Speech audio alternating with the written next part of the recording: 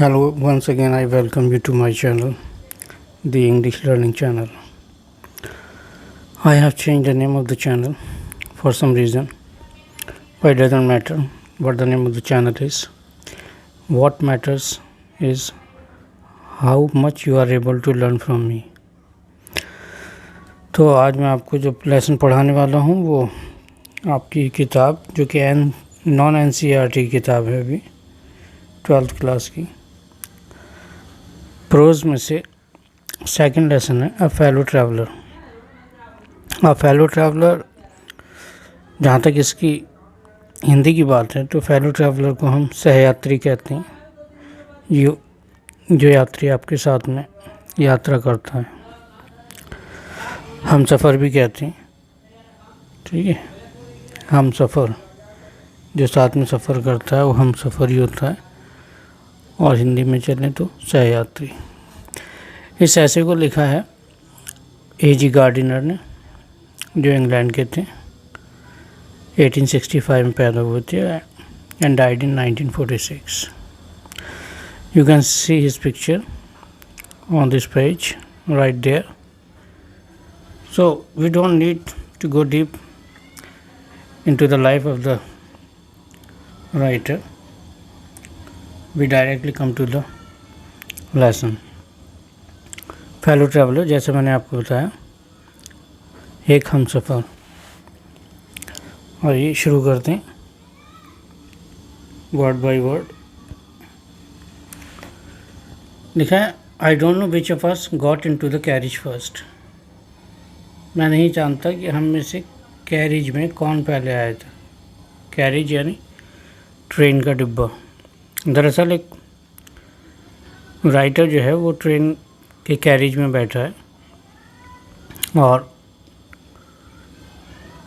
और भी लोग हैं ऑफ कोर्स, लेकिन फ़िलहाल वो ये कह रहा है कि मुझे नहीं पता कि हम में से कौन पहले डिब्बे में आया था। Indeed I did not know, और वास्तव में मैं ये जानता भी नहीं था he was in the carriage at all, कि वो डिब्बे में था भी। फॉर सम टाइम, कुछ समय तक मुझे सच में अंदाज़ा नहीं था कि वो भी डिब्बे में है। It was the last train from London to a Midland town. ये लंदन से एक मिडलैंड टाउन को जाने वाली लास्ट ट्रेन थी। अ स्टॉपिंग ट्रेन, एक ऐसी ट्रेन जो लगभग हर स्टेशन पर रुकती है, जिसे इंडिया में हम पैसेंजर ट्रेन के नाम से जानते हैं। हालांकि पैसेंजर ट्रेन का सही मतलब तो यह है कि वो ट्रेन जो पैसेंजर्स को ले जाए, क्योंकि दो ही तरह की ट्रेन होती हैं, एक गुड्स ट्रेन यानी मालगाड़ी और एक पैसेंजर ट्रेन यानी मुसाफिर गाड़ी। लेकिन पैसेंजर ट्रेन का हम जो मतलब लेते हैं वो ये भी लेते हैं बहुत धीमे चलने वाली या हर स्टेशन पर रुकने वाली, ठीक है। एक्सप्रेस ट्रेन से उल्टा ही मतलब निकालते हैं। तो यहाँ पर जो ट्रेन थी बहुत स्लोली मूविंग ट्रेन थी, और साथ ही साथ लगभग हर स्टेशन पर रुकने वाली। एंड इन्फिनिटली लेजरली ट्रेन, बहुत आराम से चलने वाली। वन ऑफ दोज ट्रेन्स, उस टाइप की ट्रेन थी which give you an understanding of eternity, जो आपको एटर्निटी का एहसास कराती हैं। एटर्निटी का यहाँ पर मीनिंग होगा एंडलेसनेस या एवरलास्टिंगनेस, मतलब अंतहीनता का अंदाज़ा कराती थी। ऐसा लगता था उस ट्रेन में बैठने के बाद कि शायद कभी सफ़र ख़त्म ही नहीं होगा। मतलब जो बैठ जाता था ट्रेन में दुआ ही करता रहता था कब आएगा हमारा स्टेशन, कब पहुंचेंगे। तो ऐसा लगता था एटर्निटी तक ये चलने वाली ट्रेन, एंडलेसली चलने वाली है। इट वॉज टॉलरेबली फुल, ये जब टॉलरेबली फुल थी यानी ठीक ठाक भीड़ थी, इसमें बर्दाश्त के लायक भीड़। व्हेन इट स्टार्टेड, जब ये अपने सोर्स से चली थी यानी लंदन से जब चली थी तो इसमें ठीक ठाक भीड़ थी। But as we stopped at the suburban station, लेकिन जैसे जैसे हम सब अर्बन स्टेशन पर रुकते गए यानी ट्रेन रुकती गई, सब अर्बन जो है वो, देखिए अर्बन तो कहते हैं शहरी, ठीक है, और सब अर्बन यानी शहर से जो जुड़े हुए इलाके होते हैं उन्हें सब अर्बन कहते हैं, ठीक है। आउटर भी कह देते हैं लोग कि आउटर पर गाड़ी खड़ी हुई है, तो वो आउटर वगैरह सब अर्बन हैं, शहर से मिला हुआ जो एरिया होता है। तो सब अर्बन स्टेशन पर जैसे जैसे रुकती गई the travellers alighted in ones and twos, तो जो यात्री थे वो एक एक दो दो करके उतरते गए. And by the time we had left the outer ring of London behind I was alone, और rather I thought I was alone. और फिर जब हम लंदन के आउटर रिंग को हमने पार किया तो मैं अकेला था उस टाइम, यानी सब उतर चुके थे, मैं अकेला था. या यूँ कहूँ कि मैंने सोचा कि मैं अकेला था, और रैदर आई थॉट, यूँ कहूँ कि मैंने सोचा कि मैं अकेला था. There is a pleasant sense of freedom about being alone in a carriage. Writer कहता है कि डिब्बे में अकेले होने का एक अलग ही वो होता है, आज़ादी का अलग एहसास होता है कि आप डिब्बे में अकेले हैं. सुखद एहसास, प्लेजेंट कहते हैं सुखद, सेंस कहते हैं एहसास. अगर आप डिब्बे में अकेले हैं तो आज़ादी का एक अच्छा सा एहसास होता है. That is jolting noisily through the night, और कैरेज भी कैसा जो कि रात के सन्नाटे में आवाज़ करता हुआ चल रहा है. It is liberty and unrestraint in a very agreeable form. ये जो अनरिस्ट्रेंट है, ये जो फ्रीडम है, और ये जो लिबर्टी है, ये बहुत अच्छी वाली है, ख़राब वाली नहीं है. You can do anything you like, आपका जो दिल चाहे आप कर सकते हैं. You can talk to yourself, आप अपने आप से बात कर सकते हैं. As loud as you please, उतनी तेज़ आवाज़ में जितनी तेज़ आवाज़ में आप चाहें, क्योंकि डिब्बे में आपके अलावा कोई नहीं है. And no one will hear you, और कोई आपको नहीं सुनने वाला, कोई टोकने वाला नहीं. You can have that argument out with Jones. Jones का मतलब यहाँ पर कोई भी इमेजिनरी व्यक्ति हो सकता है, कोई भी काल्पनिक व्यक्ति. आप बस कल्पना कर लें कि सामने आपके कोई बैठा है और आप उससे आर्ग्यूमेंट कर सकते हैं. आर्ग्यूमेंट मतलब बहस कर सकते हैं, और वो भी कैसे. And roll him triumphantly, roll यहाँ ROLL होना चाहिए था, ROL लिखा हुआ है.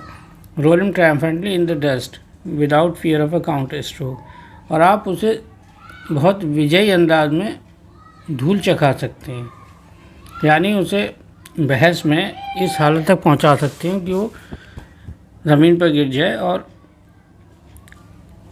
साथ साथ आपको कोई डर भी ना हो. Without fear of counter stroke, यानी बदले की कार्रवाई का भी कोई डर ना हो, क्योंकि वो तो काल्पनिक है ना. आप जितनी चाहे तेज़ आवाज़ में उसे बोलिए, डांटिए, घूंसा मारिए, लात मारिए, वो गिर जाएगा, उठेगा ही नहीं, क्योंकि वो तो है ही नहीं, काल्पनिक है. तो आप अपने दिल की तसल्ली के लिए जो दिल चाहे कर सकते हैं. You can stand on your head, आप अपने सिर के बल खड़े हो सकते हैं. And no one will see you, और कोई आपको नहीं देखेगा, कोई देखेगा ही नहीं तो हंसेगा कहाँ से. यू कैन सिंग, आपसे गाना आता हो ना आता हो आप गा सकते हैं. और डांस आता हो ना आता हो डांस कर सकते हैं, 1 कदम 2 कदम. और प्रैक्टिस ऑफ गोल्फ स्ट्रोक, और गोल्फ नाम का जो खेल होता है उसकी प्रैक्टिस कर सकते हैं. बस इमेजिन करना होगा कि हाथ में आपके एक स्टिक है और एक बॉल पड़ी है, और आप डिब्बे के फर्श पर खेल रहे हैं golf. And play marbles on the floor, marbles कहते हैं कंचे, और डिब्बे के फर्श पर आप कंचे भी खेल सकते हैं अगर आपके पास हैं. विदाउट लेट और हिंड्रेंस, बिना किसी रोक टोक के.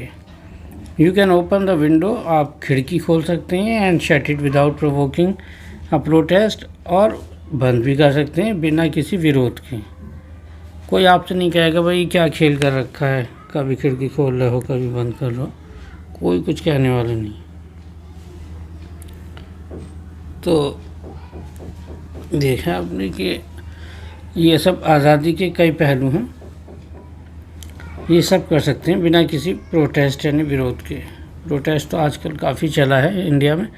You can open both Windows, आप चाहें तो दोनों खिड़कियां खोल सकते हैं. और शट बोथ, और दोनों बंद कर सकते हैं. Indeed you can go on opening them and shutting them, और हकीकत तो ये है कि आप पूरे सफ़र में यही काम करते हुए जा सकते हैं, कभी खिड़की खोलें कभी बंद करें.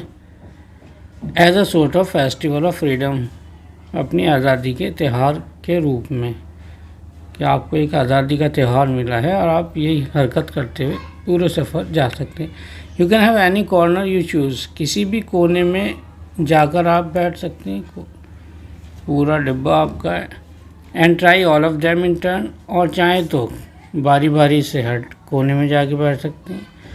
जब ट्रेन का डिब्बा खाली होता है तो सच में बहुत आज़ादी सी लगती है। किसी भी बर्थ पे जाके आप बैठ जाइए, लेट जाइए, कोई आपको मना करने वाला नहीं। You can lie at full length, आप पूरे लेट सकते हैं। ऑन द कुशन, गद्दियों पर लेट सकते हैं। And enjoy the luxury of breaking the regulations, और ट्रेन के जो रेगुलेशंस होते हैं, नियम कानून होते हैं, वो भी आप बड़े आराम से तोड़ सकते हैं। And possibly the heart of DORA, और DORA जो है उसके दिल को भी तोड़ सकते हैं। DORA इंग्लैंड में एक कानून बनाया गया था, ठीक है, उसका पूरा नाम तो यह है डिफेंस ऑफ द रेल्म, और ऐसे एक्ट है। एक्ट तो कानून होता है, ठीक है, एक एक्ट था। और रेल्म का जो मतलब है वैसे आसान इंग्लिश में एरिया होता है। तो क्षेत्र सुरक्षा कानून बनाया गया था इंग्लैंड में किन्हीं कारणों की वजह से, वर्ल्ड वॉर के बाद। तो आप चाहें तो ये जो कानून है DORA, इसे भी तोड़ सकते हैं। किसी को पता भी नहीं चलेगा कि आपने किसी कानून का उल्लंघन किया, या ट्रेन के जो नियम हैं वो भी तोड़ सकते हैं, किसी को पता नहीं चलेगा। अब देखते हैं राइटर ने क्या किया। On this night I did not do any of these things, इस रात मैंने इनमें से कोई सी हरकत नहीं की। जैसा मैं बता रहा हूँ ऐसा कुछ नहीं किया मैंने। They did not happen to occur to me, ये चीज़ें उस रात मुझे ख्याल ही नहीं आई। ये तो अब मैं ऐसे में लिख रहा हूँ, लेकिन उस रात मुझे कुछ भी ख्याल नहीं आया कि मैं चाहता तो क्या क्या नहीं कर सकता था। वॉट आई डिड, जो मैंने किया, वॉज मच मोर ऑर्डिनरी, वो बहुत मामूली किस्म का था। ये जो अच्छी अच्छी बातें बताई, ऐसा कुछ भी नहीं था, इससे भी कहीं ज़्यादा मामूली हरकतें थीं जो मैंने की। When the last of my fellow passengers had gone, जब मेरा आखिरी हम सफ़र भी उतर गया, I put down, ये वाला हम सफ़र नहीं है, ये शायद इंसानों की बात चल रही है। Had gone, I put down my paper, जब आखिरी व्यक्ति भी डिब्बे से उतर गया तो मैंने अपना पेपर एक साइड में नीचे रखा। Stretched my arms and my legs, अपने हाथ पैर सीधे किए, यानी अंगड़ाई से ली। स्टूड अप, खड़ा हुआ। And looked out of the window, और मैंने खिड़की से बाहर देखा। ऑन द काम समर नाइट, नाइट कैसी थी, शांत। Through which I was journeying, तो इस शांत रात में मैं सफ़र कर रहा था। Noting the pale reminiscence of the day, और जब खिड़की से मैंने देखा तो ये भी लगा कि हाँ अभी दिन भी बाकी था, दिन पूरी तरह नहीं डूबा था। वैसे इंग्लैंड में और इंडिया के जो सीजन्स हैं या वेदर्स है उसमें बहुत डिफरेंस होता है। हमारे यहाँ तो गर्मियों में अगर बात की जाए तो 7:30 पौने 8 तक सूरज जो है काफ़ी हद तक नीचे चला जाता है, जैसे आजकल के दिन है। तो 7:30 के बाद बिल्कुल नीचे जाने लगता है, पौने 8 तक तो बिल्कुल ही नीचे खिसक जाएगा, वो भी इन भयंकर गर्मियों में। जबकि इंग्लैंड में 9 साढ़े 9 बजे जाकर कहीं रात को, जिसे हम रात कहते हैं, तो 9 साढ़े 9 बजे कहीं सूरज छिपता है। तो खैर इस तरह का वो था, भी दिन पूरी तरह गायब नहीं हुआ था आसमान से। That still lingered in the northern sky, तो उत्तरी आसमान पर अभी भी दिन की निशानियाँ बाकी थीं। वो जो रंग होता है आसमानी, है ना, छिपते हुए सूरज की वजह से, वो अभी था। तो ऐसे माहौल में आई क्रॉस द कैरिज, जब डिब्बा खाली देखा मैंने, पूरे डिब्बे को मैंने क्रॉस किया, यानी एक कोने से दूसरे कोने पर गया। And looked out of the other window, और फिर दूसरी खिड़की से मैंने झांका, एक साइड से दूसरी साइड, ठीक है, चौड़ाई की बात चल रही है, लंबाई की नहीं। दूसरी खिड़की से झांका। लेट अ सिगरेट, एक सिगरेट रोशन की, ठीक है, लाइट की सेकंड फॉर्म में लिट, लाइटेड भी होती है और लिट भी होती है। एक सिगरेट रोशन की। सेट डाउन, नीचे बैठ गया। And began to read again, और फिर से पढ़ने लगा। क्या पढ़ने लगा, पेपर, अखबार जो भी था उसके बाद। It was then that I became aware of my fellow traveller, जब मैंने दोबारा अखबार पढ़ना शुरू किया तब मुझे एहसास हुआ कि मेरा हमसफ़र वहीं था। He came and sat on my nose, वो आया, मेरा हमसफ़र मेरी नाक पर बैठ गया। कौन था ये हमसफ़र? He was one of those wingy nippy intrepid insects. ये उन, विंगी कहते हैं पंखदार, निपी कहते हैं बाइटिंग काटने वाला, इंट्रिपिड कहते हैं बोल्ड, ठीक है, इंसेक्ट्स। ये उन बहादुर कीड़ों में से था जो काटते भी हैं, जिनके पंख होते हैं। That we call vaguely mosquitoes, जिन्हें कि हम आमतौर से क्या कहते हैं? मॉस्किटोज। तो ये एक मच्छर था जो कि राइटर का हमसफ़र था, क्योंकि एक ही डिब्बे में था तो वो हमसफ़र ही हुआ। इसका एहसास पहले नहीं था राइटर को, बाद में हुआ कि उसके अलावा भी कोई है। I flicked him off my nose, तो मैंने उसे अपनी नाक से भगा दिया चुटकी बजाकर। And he made a tour of the compartment, जब मैंने भगाया तो उसने पूरे कंपार्टमेंट डिब्बे का एक टूर लगाया, एक पूरा भ्रमण किया। इन्वेस्टिगेटेड इट्स 3 डायमेंशंस, उसकी जो डिब्बे के 3 डायमेंशंस को शॉर्ट में डीबी कहते हैं। तो 3D यानी ऊंचाई नीचाई जो भी थी, पूरे डिब्बे का उसने मुआयना किया। विजिटेड ईच विंडो, दोनों खिड़कियों में से एक, दोनों के पास एक एक करके गया। फ्लटर्ड अराउंड द लाइट, डिब्बे में जो लैंप था, इलेक्ट्रिक लैंप ही रहा होगा उस टाइम, उसके चारों तरफ वो फ्लटर कहते हैं उड़ा, पंख फड़फड़ाए। डिसाइडेड दैट, उसके बाद सारा मुआयना करने के बाद उसने ये निश्चय किया that there was nothing so interesting, कि पूरे डिब्बे में कोई चीज़ भी इतनी ज़्यादा दिलचस्प नहीं थी has that large animal in the corner, जितना कि कोने में बैठा हुआ ये भारी भरकम जानवर। राइटर ने अपने आप को ही कहा है। तो सारा मुआयना करने के बाद, निरीक्षण करने के बाद, और राइटर को ही सबसे ज़्यादा इंटरेस्टिंग पाते हुए द मॉस्किटो के, वो मच्छर आया फिर से वापस। And had a look at my neck, और मेरी गर्दन की तरफ देखने लगा, शायद गर्दन से ही खून चूसना चाह रहा होगा। आई फ्लिक्ड हिम ऑफ अगेन, मैंने उसे फिर से भगा दिया। ही स्किप्ड अवे, वो चकमा देकर निकल लिया। Took another joint round the compartment, और कंपार्टमेंट यानी डिब्बे का उसने एक जॉन्ट का मतलब टूर, एक और टूर लगाया, दूसरा राउंड लगाया। रिटर्न, फिर लौट के आ गया। एंड सीटेड हिमसेल्फ, और अपने आप को उसने बिठा लिया। कहाँ? On the back of my hand, मेरे हाथ के पीछे की साइड में, हथेली से दूसरी साइड में। वो भी किस अंदाज में? इम्प्यूडेंटली, बहुत ढीठता के साथ, बहुत बदतमीज़ी के साथ, यानी 2 बार मना किया जा चुका है, उसके बाद भी वो आया और हाथ की बैग पर बैठ गया। इट इज़ इनफ, 2 बार वार्निंग दी जा चुकी थी, तो अब तीसरी बार राइटर ने कहा इट इज़ इनफ, बस बहुत हो गया। आई सेड, मैंने कहा। मैग्नानिमिटी हैज़ इट्स लिमिट्स, दरिया दिली की भी सीमाएं होती हैं। मैग्नानिमिटी कहते हैं बिग हार्टेडनेस, ग्रेट हार्टेडनेस, ठीक है।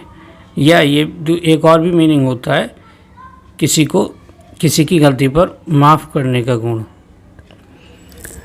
और वैसे बिग हार्टेडनेस भी है, दरिया दिली, ठीक है। जैसे कहते हैं कि तुम बड़े हो, ज़रा बड़प्पन दिखाओ अपना। तो जाहिर सी बात है, बड़ा तो था ही अगर तुलना की जाए शरीरों में, मच्छर में और इनके शरीर में, तो बिग हार्टेड तो वैसे भी था ये, बायोलॉजिकली भी देखें तो बिग हार्टेड था। तो दरिया दिली या उदारता की अपनी सीमाएं होती हैं।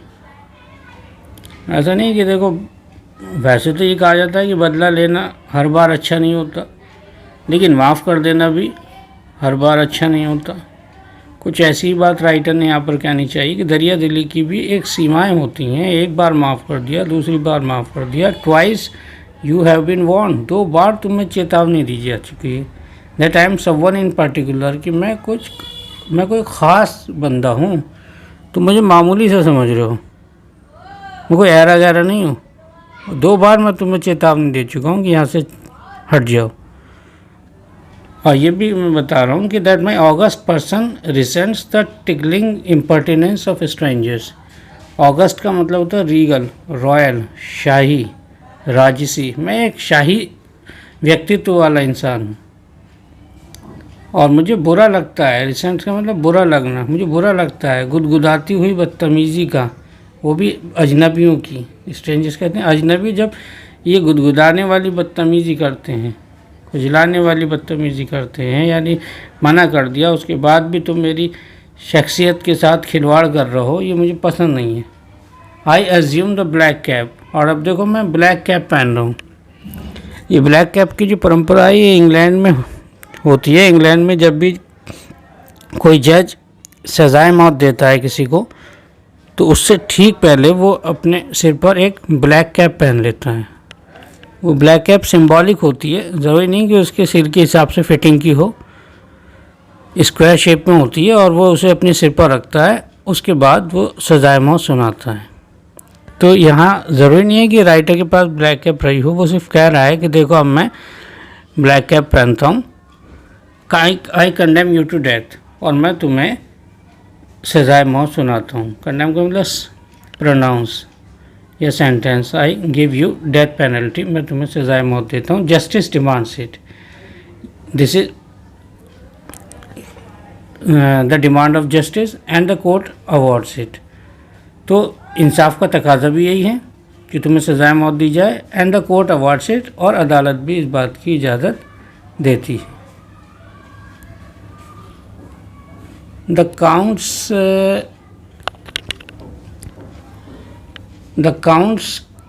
काउंट्स कहते हैं चार्जेस, इल्ज़ाम। The counts against you are many, तुम्हारे खिलाफ जो इल्ज़ाम हैं वो एक नहीं कई हैं। You are a vagrant, vagrant कहते हैं आवारा, बेमकसद घूमने वाले। जैसे आजकल पकड़े जा रहे हैं ना कि कहाँ बेमकसद कहाँ जा रहे हो, कोई काम है तो बताओ, तो तुम आवारा हो, बेमकसद घूमने वाले। Loafer, you are a public nuisance, तुम पब्लिक की परेशानी की वजह हो। You are troublesome for the general public, पूरी पब्लिक को तुम परेशान करते हो। You are travelling without a ticket, और ये तो क्रिमिनल ऑफेंस है। ठीक है, क्या है वो क्रिमिनल ऑफेंस? तुम सफ़र जो कर रहे हो बिना टिकट के कर रहे हो। You have no meat coupon, तुम्हारे पास कोई मीट कूपन भी नहीं है। ये कूपन बोलते हैं इसे, ठीक है, अक्सर लोग इसे कूपन कह देते हैं, कूपन इसमें वो जो है ये बोला जाएगा कूपन स्ट्रेस के साथ। तुम्हारे पास कोई मीट कूपन भी नहीं है। मीट कूपन से मतलब यहाँ पर आप राशन कार्ड मान सकते हैं, ठीक है, तुम्हारे पास कोई राशन कार्ड भी नहीं है। तो for these and many other misdemeanours, एक तो ये इल्ज़ाम, दीज का मतलब ये इल्ज़ाम जो अभी गिनाए गए, एंड मैनी अदर मिसडिमिनर्स, डिमिनर का उल्टा है, डिमिनर कहते हैं व्यवहार और मिसडिमिनर कहते हैं दुर्व्यवहार। और इसके अलावा भी कुछ और दुर्व्यवहार तुम्हारे नाम पर हैं। You are about to die, इन सब वजहों से तुम्हें मरना होगा, अब तुम मरने वाले हो। I struck a swift lethal blow with my right hand, मैंने अपने दाएं हाथ से एक घातक हमला किया। लीथल कहते हैं घातक, डेडली, यानी ऐसा ब्लो, ऐसा हमला जिसके बाद मौत निश्चित हो। तो मैंने स्विफ्ट कहते हैं तेज़ी से, मैं बहुत तेज़ी से एक डेडली यानी घातक प्रहार किया अपने दाएं हाथ से। ही डॉच्ड द अटैक, उसने उस अटैक को भी चकमा दे दिया। ज़बरदस्त ऐसा लग रहा था जैसे फुटबॉल का खिलाड़ी या हॉकी का खिलाड़ी बड़ी सफाई से दुश्मन से बॉल को छीन के निकाल के ले जाते हैं, ऐसा। विद एन इंसोलेंट ईज, इतनी आसानी से, ईज कहते हैं आसानी, जिससे एडजेक्टिव बना ईजी, इतनी बदतमीज़ी भरी आसानी से, इतनी इंसल्टिंग वाली आसानी से, दैट ह्यूमिलिएटेड मी, कि मैंने बहुत इंसल्टेड फील किया कि एक ज़रा से मतलब शख्सियत भी क्या है, ज़रा सा नन्हा सा प्राणी, मेरे सामने इसकी कोई औकात नहीं, और ये मेरे हमले को ऐसे डॉच कर रहा है कि मैं बहुत ही बेइज्जती से महसूस की। My personal vanity was aroused, मेरी जो पर्सनल वैनिटी, वैनिटी का मतलब प्राइड, मेरा जो पर्सनल प्राइड था कि मैं इंसान हूँ, इससे कई गुना ऊपर हूँ, कहाँ मेरा दर्जा कहाँ इसका दर्जा, तो मेरा जो आत्मसम्मान था वो जो था वो यहाँ पर लिखा है my personal vanity was arouse. तो मेरी जो पर्सनल वैनिटी अभी जो बताया आपको कि खुददारी जो है, आत्मसम्मान, उस पर चोट का एहसास हुआ कि कहाँ मैं और कहाँ ये। तो उसके बाद क्या हुआ, आई लंच्ड एट हिम। लंच का मतलब है LUNGE, डी लगा देंगे तो पास्ट टेंस हो जाएगा। लंच का मतलब है टू मूव फॉरवर्ड, मैं आगे को बढ़ा उसकी तरफ, विद माई हैंड, अपने हाथ आगे किए हुए, विद माई पेपर, हाथ में पेपर थामे हुए उसकी तरफ मैं बढ़ा। I jump on the seat, मैं सीट पर भी उछला, एंड परस्यूड हिम, और उसका पीछा किया, राउंड द लैम्प, लैम्प के चारों तरफ, वो भी मंडरा रहा था और मैं उसके पीछे पीछे मंडरा रहा था। तो बहुत ही फनी सी सिचुएशन थी। आई adopted tactics of feline cunning, मैंने टैक्टिक्स इस्तेमाल की, चालें चली, चालें भी कौन सी, फीलाइन, फीलाइन कहते हैं कैट लाइक, कनिंग यानी क्लेवरनेस, मैंने जो बिल्ली वाली चालें होती हैं वो चली। जैसे बिल्ली बहुत दबे पाँव जाती है ना, किसी के किचन में घुसना हो तो ऐसे दबे पाँव जाएगी जैसे कि बहुत ही एक्सपर्ट चोर है कोई। तो ठीक उसी अंदाज में मैं भी उसकी तरफ बढ़ रहा था। फीलाइन मतलब कैट लाइक, और कनिंग मतलब क्लेवरनेस, टैक्टिक्स कहते हैं ट्रिक, बिल्कुल आहिस्ता आहिस्ता मैं उसकी तरफ बढ़ रहा था। वेटिंग टिल ही हैड अलाइटेड, और मैं वेट कर रहा था कि वो उतरे, लैंप के ऊपर था वो, तो लैंप से उतर के नीचे है, अलाइट कहते हैं उतरना, उसके उतरने का इंतज़ार कर रहा था। अप्रोचिंग विद हॉरिबल स्टेल्थीनेस, स्टेल्थीनेस का मतलब है चुपके चुपके, हॉरिबल बहुत ही भयानक सन्नाटे के साथ मैं उसकी तरफ बढ़ रहा था। Striking with a sudden and terrible swiftness, और मैंने उस पर हमला कर दिया अचानक से, बहुत ही तेज़ी के साथ। एक बार हमला किया था, अभी दोबारा कर दिया। It was all in when, when कहते हैं बेकार, व्यर्थ, ये भी बेकार गया, यानी दूसरी कोशिश भी बेकार गई। ही प्लेड विद मी, वो मेरे साथ खेल रहा था, मैं उसके लिए ऐसा था जैसे फुटबॉल, ओपनली, बहुत खुल कर बता रहा था वो कि मैं तुम्हारे साथ खेल रहा हूँ, होंगे तुम बड़े, एंड ऑस्टेंशियसली, और बहुत शो कर करके, होता ना कि अंगूठा दिखा दिखा के, देखो मैंने तुम्हें हरा दिया, ये उस अंदाज में वो खेल रहा था मुझसे। Like a skilful matador, matador कहते हैं बुल फाइटर, है ना, स्पेन में होती है bull fighting.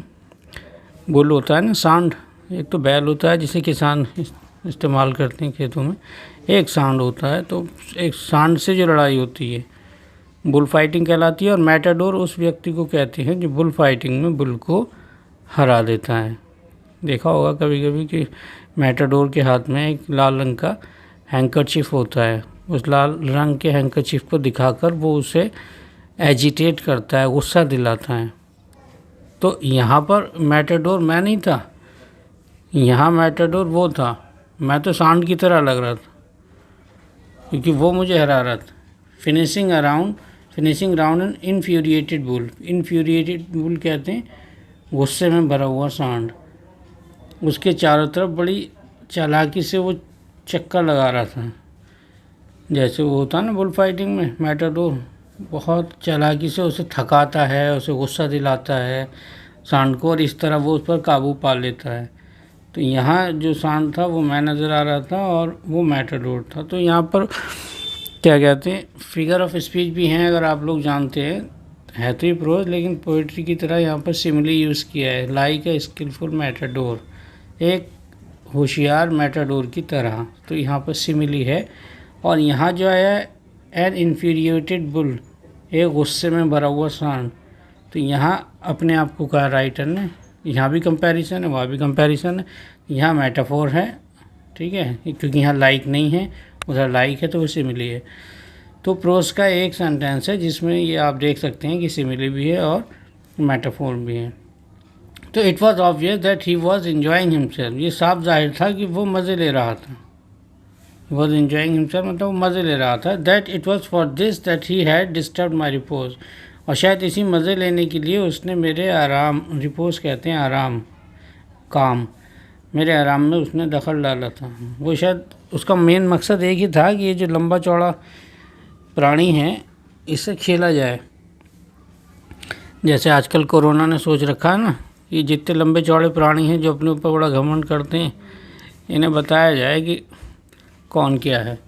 He wanted a little sport, वो थोड़ा खेलना चाहता था।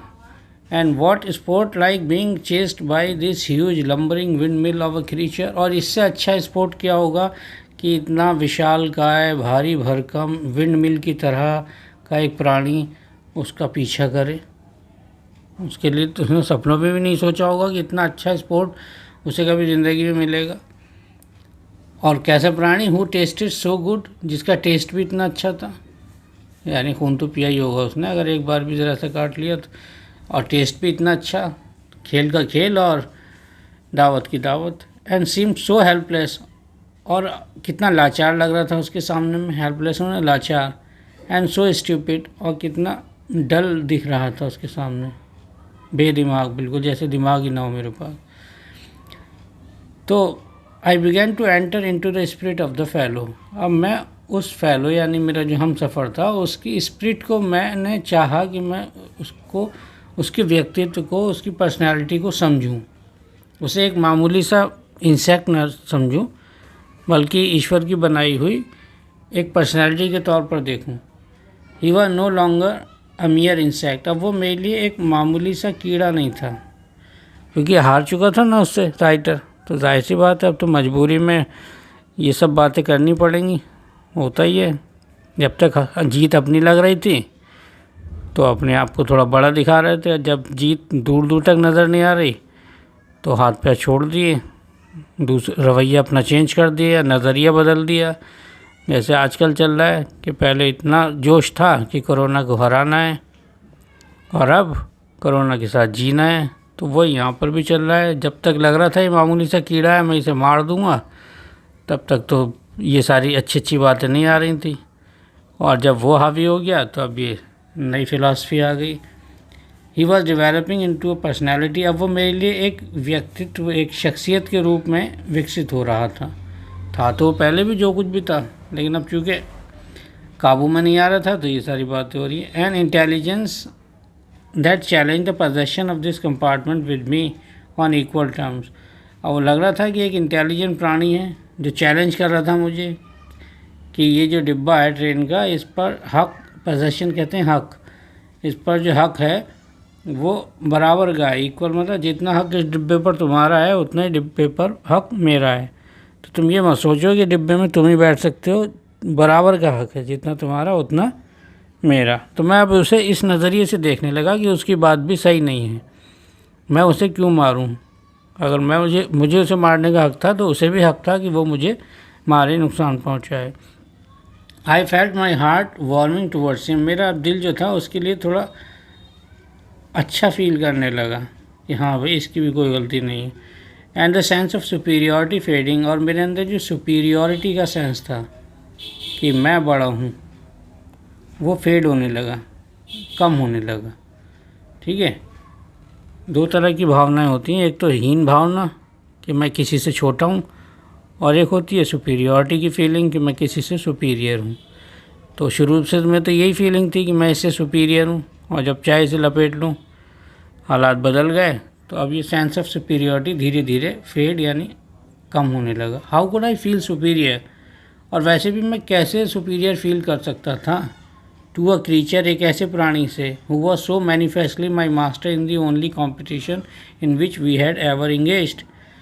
अब एक ही कंपटीशन था हमारे बीच में, और वो कंपटीशन क्या था कि डिब्बे पर किसका हक है। ठीक है, और इस हक को वो ज़्यादा अच्छे तरीके से साबित कर पा रहा था। ठीक है, बहुत खुल करके वो मेरा मास्टर बन रहा था, बजाय इसके कि मैं उसका मास्टर बनता, वो मेरा मास्टर बन रहा था। कंपटीशन क्या था कि डिब्बे पर किसका हक है, तुम रहोगे डिब्बे में या मैं रहूँगा। तो उसमें वो 20 साबित हो रहा था और मैं 19 भी नहीं, 16-17। In which we had ever engaged, why not be magnanimous again.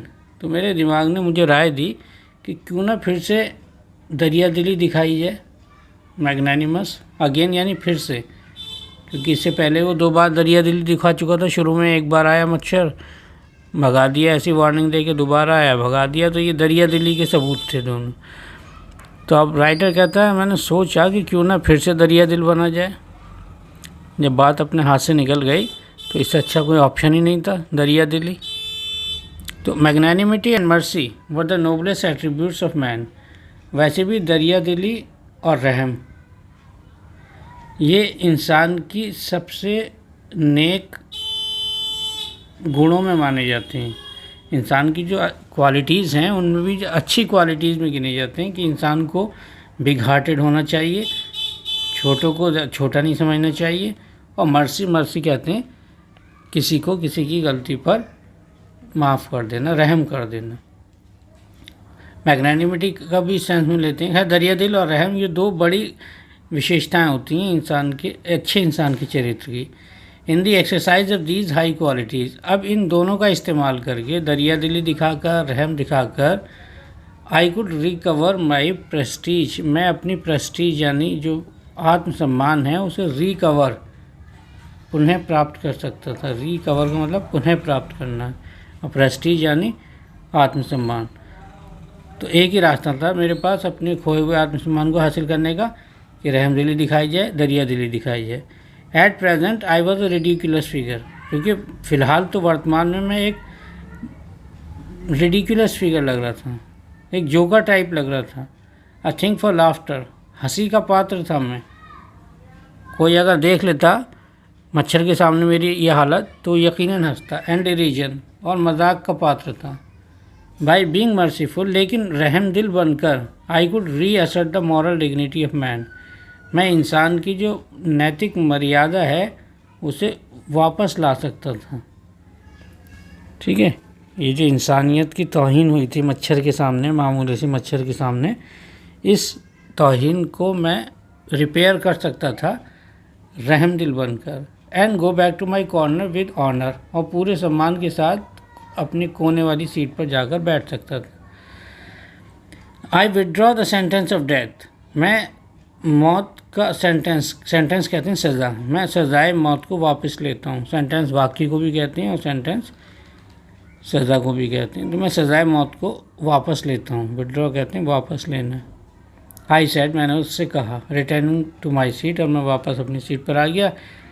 I can not kill you, मैं तुम्हें नहीं मार सकता, but I can reprieve you, लेकिन मैं तुम्हारी सज़ा को कैंसिल कर सकता हूँ या पोस्टपोन कर सकता हूँ। आई डू इट, और देखो मैं कर रहा हूँ, सिर्फ सोच नहीं रहा बल्कि मैं तुम्हारी सज़ाए मौत को वापस लेता हूँ। आई टुक अप माई पेपर, मैंने फिर अपना अखबार उठाया और मैंने उस पर से ध्यान हटा दिया। एंड ही केम, और वो फिर आ गया। एंड सैट ऑन इट, और अब वो आके अखबार पर ही बैठ गया। फूलिश फेलो, बेवकूफ़ प्राणी। आई सेड, मैंने कहा, you have delivered yourself into my hands, तुमने तो खुद मेरे हाथों में अपने आप को सौंप दिया। I have but to give this respectable weekly organ of opinion a smack on both the covers, मुझे क्या करना है, मुझे ये जो वीकली ऑर्गन है, वीकली यानी साप्ताहिक जो पत्रिका मेरे हाथ में है, वीकली कहते हैं साप्ताहिक, ऑर्गन यानी पत्रिका, मैगज़ीन, ये साप्ताहिक मैगज़ीन मेरे हाथ में है। रिस्पेक्टेबल, बहुत मशहूर, अच्छी जो मैगज़ीन है, इसमें मुझे करना क्या होगा, तुम बीच में आके बैठ गए हो, 2 पेज जो खुले हुए हैं, तो मुझे दोनों साइड के कवर्स पर स्मैक करना है, ज़ोर से प्रहार करना है, इस साइड से भी और इस साइड से भी, बीच में तुम हो ही। And you are a corpse, corpse कहते हैं लाश, मैंने ये किया नहीं और तुम लाश में चेंज हो जाओगे।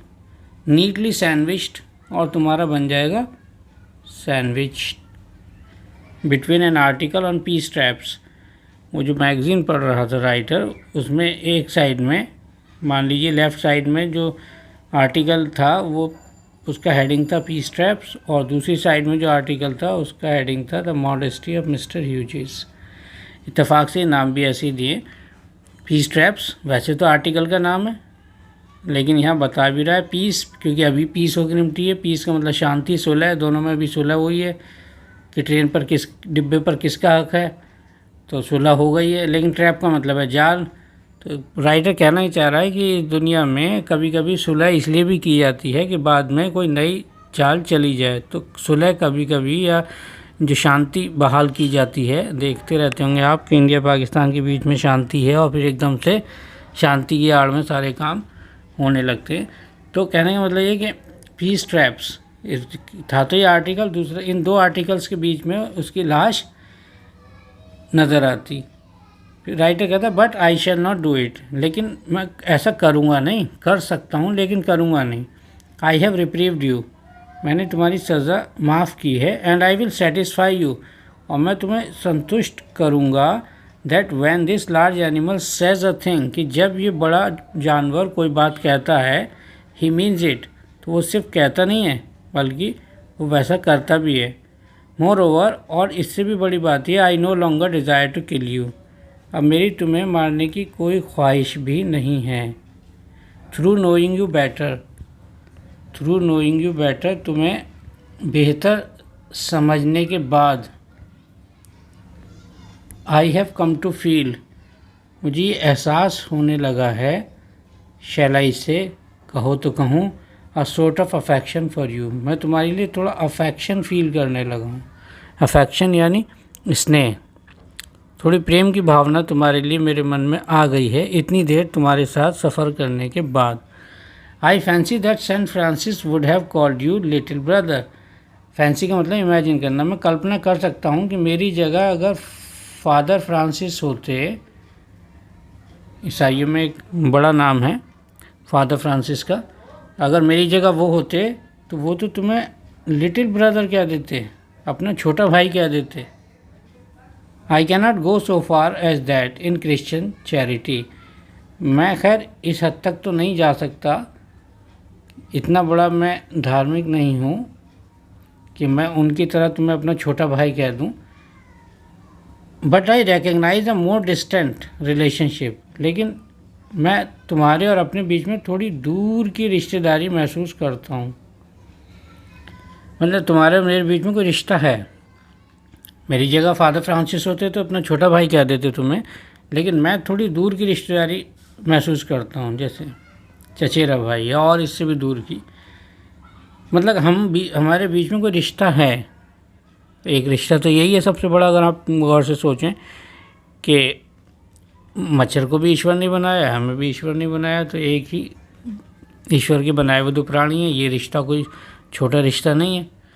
अब ये और बात है कि कौन किसको क्या समझता है। Fortune has made us fellow travellers, किस्मत ने हमें आज की रात हम सफ़र बना दिया है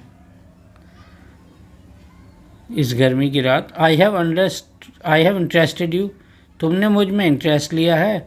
and you have entertain me, और तुमने मुझे एंटरटेन किया है। द ऑब्लिगेशन इज़ म्यूचुअल, हमारे बीच में जो रिश्ता है वो पारस्परिक है, म्यूचुअल है, वन साइडेड नहीं है। And it is founded on the fundamental fact, और ये रिश्ता इस बात पर बेस्ड है, फाउंडेड कहते हैं बेस्ड, इस बुनियादी सच्चाई पर बेस्ड है ये, that we are fellow mortals, कि तुम और हम क्या हैं, फेलो मॉर्टल्स। मॉर्टल्स कहते हैं मरने वाले, एक होते हैं इमॉर्टल, इमॉर्टल यानी जिसे आप अमर कहते हैं, और एक होता है मॉर्टल यानी जिसे मरना हो। तो मरना तुम्हें भी है, मरना मुझे भी है, हम फेलो मॉर्टल्स हैं, फेलो ह्यूमन बींग्स तो नहीं कह सकता। तो खैर, the miracle of life is hours in common, ज़िंदगी का जो चमत्कार है, ज़िंदगी का चमत्कार हम दोनों के लिए कॉमन है, यानी ज़िंदगी में जो चमत्कार हैं तुम्हारे लिए भी हैं, मेरे लिए भी हैं। And it's mystery too, mystery कहते हैं रहस्य, राज। ज़िंदगी में जो वंडर्स हैं वो तुम्हारे लिए भी हैं, मेरे लिए भी हैं, ज़िंदगी के जो राज हैं तुम्हारे लिए भी हैं, मेरे लिए भी। I suppose you don't know anything about your journey, मैं जानता हूँ कि तुम अपनी यात्रा के बारे में कुछ भी नहीं जानते कि तुम कहाँ जा रहे हो। I am not sure that I know much about mine, मुझे भी यकीन नहीं है पूरा कि मैं इस बात को जानता हूँ कि मैं कहाँ जा रहा हूँ।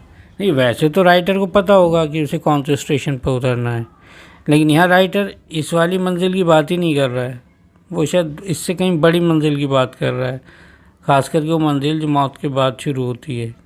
तुम्हें भी नहीं पता है कि तुम्हें कहाँ जाना है, और मुझे भी नहीं पता कि मुझे यहाँ से दरअसल बाद में जाना कहाँ है। We are really when you come to think of it a good deal alike. हम दोनों ही, अगर तुम गौर से सोचो, तो काफ़ी हद तक एक से हैं। गुड डील का मतलब काफ़ी हद तक, अलाइक यानी एक जैसे हैं, तुम भी और मैं भी। क्या हैं हम? जस्ट अपैरिशंस, बस हम तो वो हैं, आत्माएं हैं, घोस्ट्स हैं एक तरीके से, दैट आर, जो अभी इस पल हैं, एंड देन आर नॉट, और फिर नहीं हैं, यानी अभी हैं और फिर गायब। तो हमारी कोई हैसियत नहीं है कि हम हाँ सब हज़ारों साल के लिए हम यहाँ पर रहेंगे। आज हैं, कल नहीं हैं। तो फिर हमें छोटा और बड़ा क्या, कि मैं सुपीरियर हूँ, तुम इन्फीरियर हो। जितने तुम अनजान हो अपने सफ़र को लेकर, उतना अनजान मैं भी हूँ। तो कोई वजह ही नहीं मेरे पास कि मैं सुपीरियर महसूस करूँ। दूसरी बात, अभी हैं और अभी नहीं हैं। Coming out of the night into the lighted carriage, हम जो हैं रात से आते हैं रोशनी से भरे डिब्बे में। ये रोशनी से भरा डिब्बा है, इसे ये संसार की लिखा है राइटर ने, लाइटेड कैरेज कहा है, रोशनी से भरा हुआ डिब्बा। और नाइट वो रात, यानी हम जहाँ से आए हैं, ठीक है, जो सोर्स है हमारा वो अंधेरा है, हमें पता ही नहीं कि हम आए कहाँ से हैं। भाई यहाँ पर हम लाइटेड कैरेज में हैं, रोशनी से भरे हुए डिब्बे में हैं, fluttering about the lamp for a while, lamp के चारों तरफ कुछ समय के लिए चक्कर लगाते रहते हैं। लैम्प जो है माया भी कह सकते हैं आप, दुनिया ही समझ लीजिए, दुनिया एक माया है। And going out into the night again, हम रात से आए हैं रोशनी से भरे हुए डिब्बे में, और फिर हमें वापस रात में ही शामिल हो जाना है। तो हम आए भी अंधेरे में से हैं और जाना भी अंधेरे में है। तो हमारा सोर्स भी मिस्टीरियस है और हमारा डेस्टिनेशन भी मिस्टीरियस है। परहैप्स, शायद अभी राइटर कुछ और कहना चाह रहा था, लेकिन क्या हुआ, going on tonight sir, क्या आज पूरी रात सफ़र करने का इरादा है sir? Said a voice at the window, खिड़की पर एक आवाज़ ने कहा। It was a friendly porter, porter कहते हैं कुली, ये एक कुली की दोस्ती भरी आवाज़ थी, जानता हो रहा होगा। गिविंग मी अ हिंट, वो मुझे इस सेंटेंस से इशारा दे रहा था, that this was my station, कि मेरा स्टेशन आ चुका था। आई थैंक हिम, मैंने उसे थैंक यू बोला, एंड सेड, और कहा, I must have been dozing, शायद मेरी आँख लग गई होगी। डोज कहते हैं लिटिल स्लीप, शॉर्ट स्लीप, छोटी सी नींद, है ना। तो शायद मेरी आँख लग गई होगी। And seizing my head and stick, मैंने अपने हाथ में अपना हेड उठाया, अपनी स्टिक उठाई। I went out into the cool summer night, मैं उस ठंडी गर्मियों की रात को डिब्बे से बाहर निकल गया। As I close the door of the compartment, जब मैंने डिब्बे का दरवाज़ा भेड़ा उतरने के बाद, I saw my fellow traveller fluttering round the lamp, तो मैंने देखा कि मेरा हमसफ़र लैम्प के चारों ओर उड़ रहा था।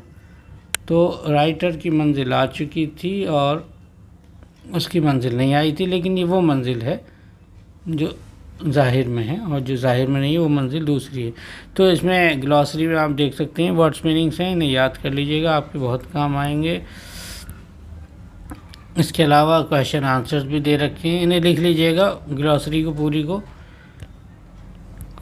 जितने ज़्यादा वर्ड्स के मीनिंग्स याद होंगे आपको इंग्लिश बाद में उतनी ही आसान रहेगी। पैसेजेस फॉर एक्सप्लेनेशन है, देख सकते हैं कुछ पैसेजेस हैं इसमें, उसमें उसकी प्रैक्टिस आप कर लीजिएगा।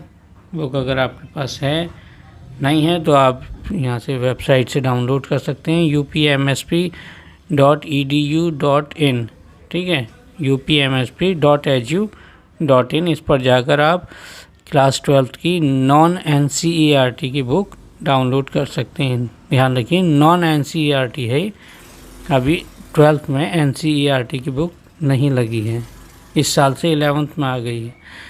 और बाकी शॉर्ट आंसर टाइप क्वेश्चंस हैं, देख सकते हैं आप। 30 वर्ड्स की वर्ड लिमिट होती है इसकी, कोई ज़्यादा बड़े आंसर्स नहीं लिखने होते। बहुत छोटे छोटे होंगे, कोई टेंशन नहीं लेनी है। प्रैक्टिस करा देता मैं, लेकिन लगता है वीडियो ऑलरेडी बहुत लंबा हो चुका है। वीडियो को 2 पार्ट्स में भी बांट सकता था, लेकिन लगता ये है कि बच्चे अगर एक पार्ट देख लेंगे तो पता नहीं दूसरा देखेंगे या नहीं देखेंगे। वोकैबुलरी एग्ज़ाम में आती है, इसलिए इसे ध्यान से देख लीजिएगा, ठीक है। Thank you very much for watching this video. I hope you have understood fully well, and if you really like the video, please press the like button. If you have got to say anything, do you have any doubt, then you should write your doubts in the comment section. And if you have not subscribed to my channel, please subscribe to it. It would be good for you. Thank you and have a nice day.